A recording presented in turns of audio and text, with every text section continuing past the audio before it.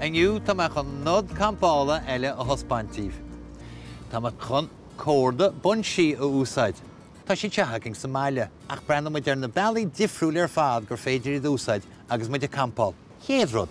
Bhíonn an mála agus an mata codalta mór teaching, agus cá muid ar roláil.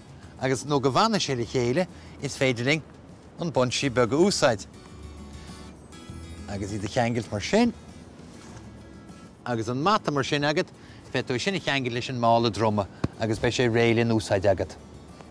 Bailach eile gur féidiring an Buinsí úsáid, ná chun páipéar cistine nó páipéar leithris a chamád ón talamh agus iad a chamád deas tirim.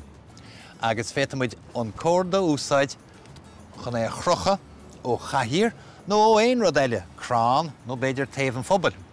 Sa chá seo úsáid mé a chaithír, agus tá mé chun é chur tríd lár an rolla páipéar agin, mar sin, agus crochamid ar chúl na caiithreach an seothe. Cuirtimid ar chúl mar sin é, agus ar chúl mar seothe. Agus in sin, tá an rolla páipéar, chrochadh go deas, agus ré in úsáid agin.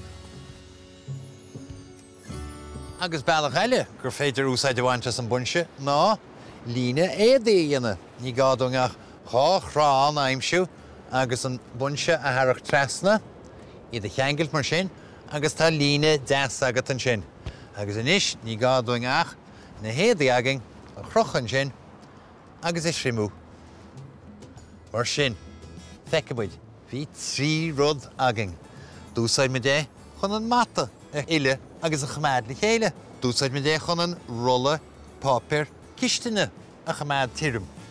Agus dúsáid me din seothe chun na éadaigh agin is rimú. Nodanna iontacha campáil an sin díobh.